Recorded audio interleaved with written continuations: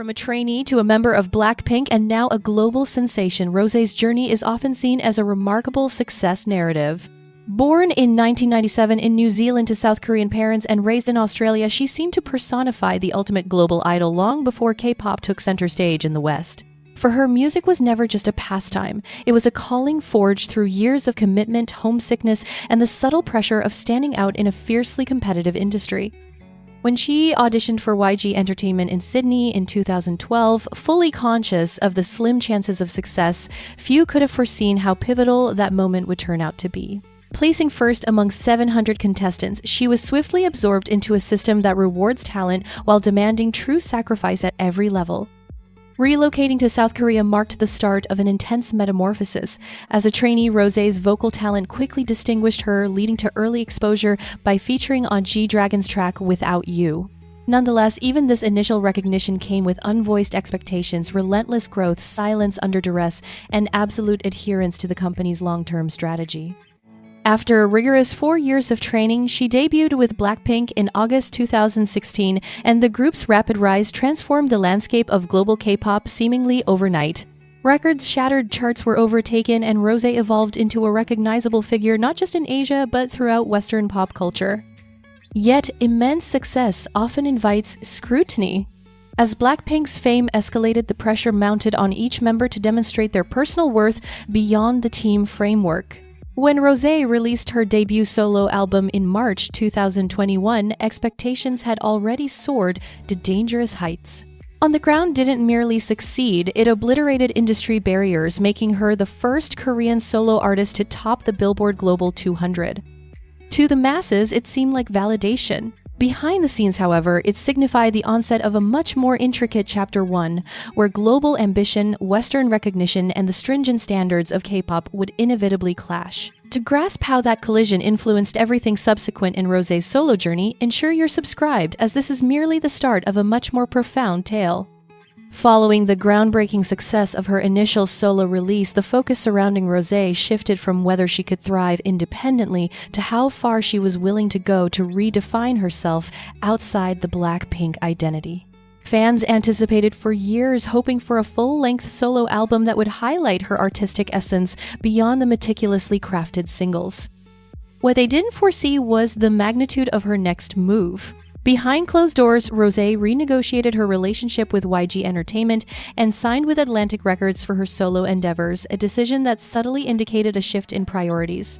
This was no longer just about music. It was about establishing her position within the Western market, where K-pop idols are now fierce contenders rather than mere novelty acts. In October 2024, that strategy became unmistakable. With little notice, Rosé announced APT, a joint effort with Bruno Mars just 1 day prior to its debut. The abruptness alone was enough to stir discussion, but the ensuing reaction propelled the song far beyond standard K-pop dialogue. APT wasn't merely dependent on fan-driven streaming. It proliferated, organically attracting listeners who had never previously engaged with K-pop. Western media commended its production, accessibility, and its global feel without losing its Korean essence. In South Korea, critics presented it as yet another landmark for K-pop's cultural reach, likening it to the viral success of Gangnam Style over a decade earlier. However, the acclaim carried an undertow of unease. While APT reigned over Korean charts, Rosé's promotional focus seemingly leaned towards the West. She appeared on Korean television just once, opting instead to prioritize international interviews and worldwide exposure. To some, this seems strategic and reasonable for an English-language project fronted by an artist raised beyond Korea's borders. Yet for others, it felt like neglect, signaling that local audiences were no longer her main concern. As idols and influencers promoted APT through personal challenges and mentions, critics questioned if Rosé even needed to return home to thrive. The friction between global ambition and local expectation was intensifying, and it became evident that APT was more than merely a hit song. It became a representation of how far Rosé had strayed from the conventional K-pop trajectory and the discomfort that shift evoked within parts of the industry. As the months rolled on, APT showed no signs of fading. Instead, it emerged as one of the most streamed songs well into 2025, with its music video surpassing 2 billion views on YouTube, and Rosé's solo album Rosé enjoying robust commercial success across various markets. On the surface, the metrics spoke for themselves. Yet, in the realm of K-pop success seldom concludes the conversation. Rather, it merely alters the approach. Critics began to question whether the song's supremacy was genuinely a testament to Rosé's artistry or simply a byproduct of Bruno Mars's fame. The collaboration once lauded was now wielded to undermine her successes, insinuating that without a Western superstar attached, the outcome would have been drastically different. Supporters countered, asserting that Rosé's vocal resonance, global allure, and established fan base were the true engines behind the song's ongoing success. Among neutral observers, there emerged a consensus that APT thrived because it was undeniably catchy, strategically timed, and visually striking in a marketplace flooded with formulaic releases. Nonetheless, the discussion unveiled a deeper vulnerability within the industry. When a K-pop idol flourishes independently on the global stage, it challenges long-standing beliefs about who merits acknowledgement and how success ought to be gauged. The pressure escalated as awards season drew near. After APT became the first track by a K-pop artist to snag Song of the Year at the MTV VMAs, all eyes turned to the Grammys. Rosé officially presented her case to the Recording Academy, showcasing the song's groundbreaking milestones. What followed focused less on the music and more on technicalities. Online forums analyzed every aspect of her submission, accusing her and her management of overstating claims and bending the rules. One specific statement sparked outrage, claiming that APT had the largest streaming debut by any Korean artist in the US. Fans of BTS quickly disputed that assertion, citing higher debut stats for Map of the Soul 7. Tensions escalated swiftly, with some demanding Rosé's disqualification.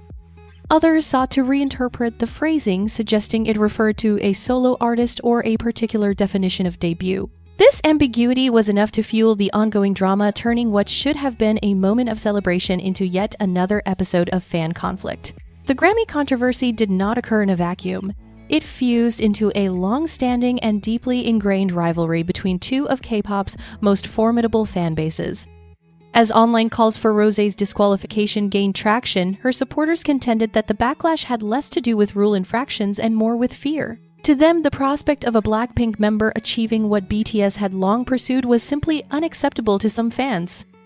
The conversation shifted from the Recording Academy's regulations to an all-out fandom battle where loyalty and perception took precedence over facts. Each clarification was ignored, every defense seen as an attack, and Rosé's name trended not for her musical accomplishments but for the surrounding controversy. Despite the chaos, the momentum remained strong.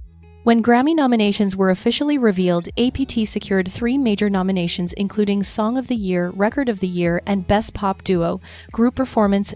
In an instant, Rosé made history as the most nominated Korean artist for a single song and the first K-pop soloist acknowledged in the primary Grammy categories as a lead artist.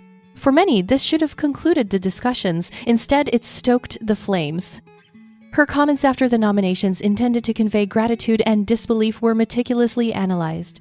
When Rosé remarked that she had never seen anyone resembling her reach this level before, critics claimed she was dismissing BTS's prior Grammy nominations. Once more, context was overshadowed by outrage. Supporters argued that her statement was about solo representation and female artists, not a denial of others' accomplishments. But the damage had already been inflicted. In the hyper-attuned world of K-pop discourse, intention means less than interpretation. Every remark becomes a weapon, every victory a provocation. Rosé found herself ensnared in a familiar idol dilemma, celebrated for breaking barriers, yet penalized for visibly stepping beyond them. As the award season progressed, it became evident that recognition no longer ensured tranquility. Each new honor reopened old wounds, illustrating that in K-pop, success doesn't resolve conflict, it intensifies it. By the end of 2025, APT had transformed from just a song into a symbol of how far Rosé's solo career had expanded the horizons of K-pop. Even with criticism trailing her from award stages to online discussions, the numbers continued to soar. Apple Music declared APT the top song of the year across numerous global categories, surpassing artists like Taylor Swift, Bad Bunny, and Drake. It achieved high rankings on the Billboard Hot 100 and overflowed year-end global charts, demonstrating its influence extended well beyond fandom-driven enthusiasm. Yet this success came at a cost. Every victory reignited debates about fairness, favoritism, and who genuinely deserves global recognition. Rosé's journey revealed an uncomfortable reality behind K-pop's global rise. Worldwide fame amplifies scrutiny, pressure, and conflict just as much as it does acclaim. If you're keen for more in-depth explorations into the drama, power dynamics, and unspoken tension surrounding K-pop's leading figures, be sure to subscribe, like this video, share your views in the comments, and stay tuned for the next chapter.